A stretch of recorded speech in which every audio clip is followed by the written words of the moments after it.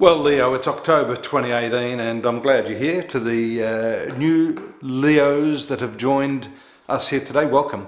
I'm Dadhichi from astrology.com.au, and this month I wanted to focus on each of the star signs on one specific transit. It's an important transit, that of Saturn, and in contrast to many of my peers in this line of work, they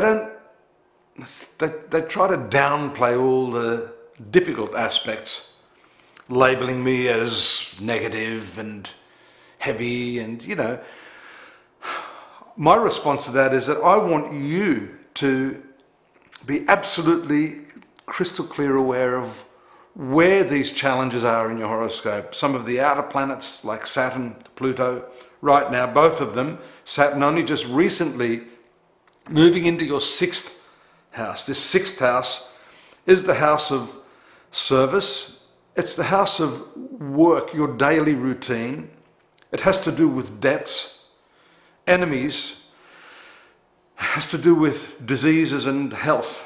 It's a karmic planet, and therefore what's happening right now, as I've said to the other star signs, has a lot to do with the degree of resistance you are bringing to any of those areas that I've just mentioned. So for example, if you're experiencing some health crisis, some problem in your health, then you've got to look at what it is you're resisting. These are unconscious processes that take place.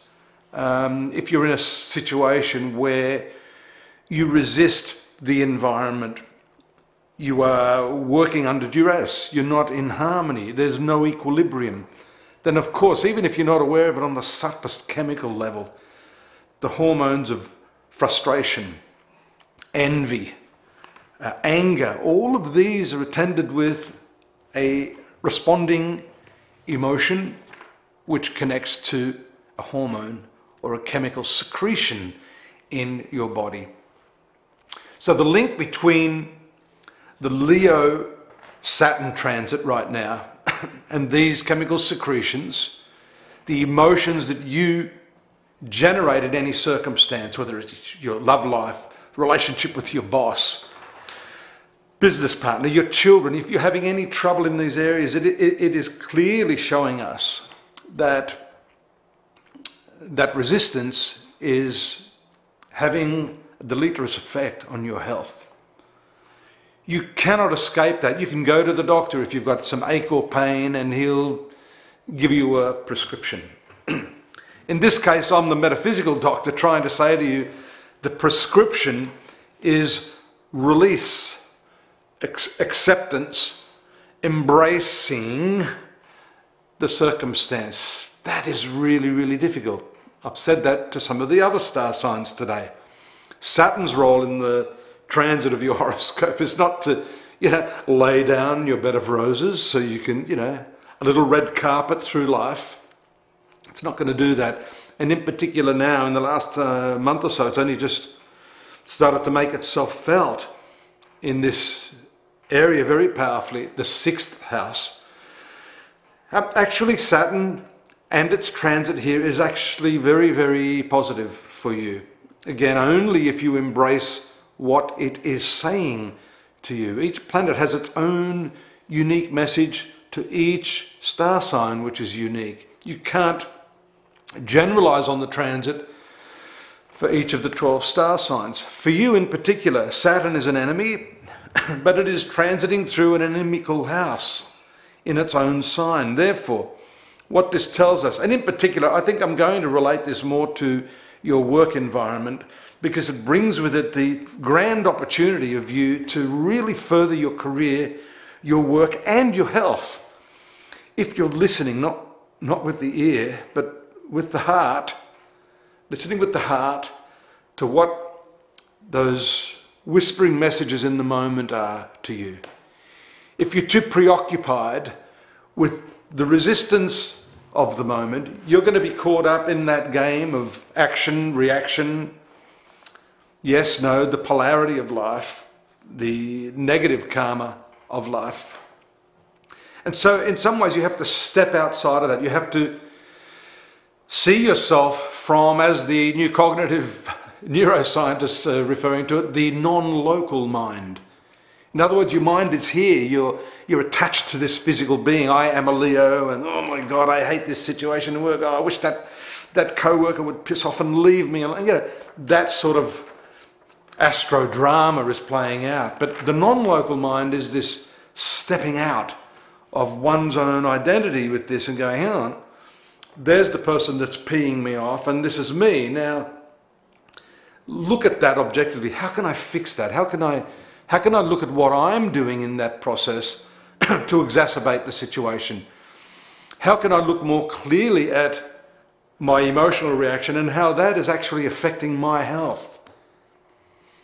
I remember once meeting a derelict on Venice Beach in LA. I was doing a little bit of filming there, and I woke this guy up. He was quite nice. I was half expecting him to beat me over the head with his knapsack.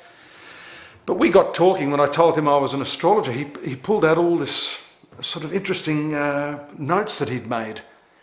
And he had coined a term that I'm going to be honest, I've borrowed that term because it related so much to my own early life, which was that people who are angry all the time are, in his books, adrenalaholics. Remember we talked about the chemicals.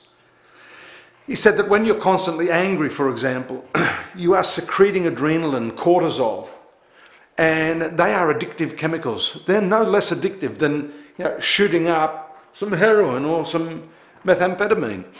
Only the hit is from within, from here.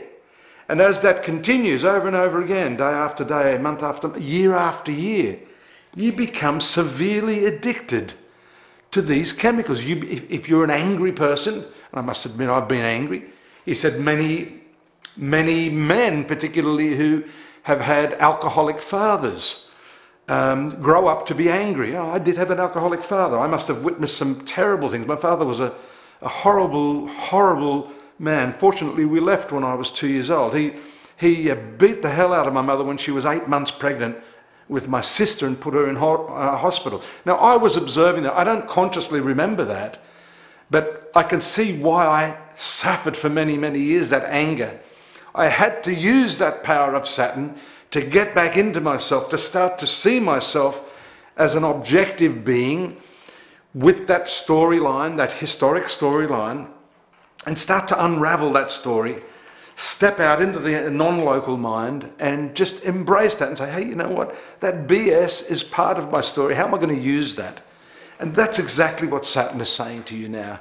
You have to break the addictions to these resistant and overly reactive processes, to wean yourself off those chemicals, those internal chemicals that are holding you back right now.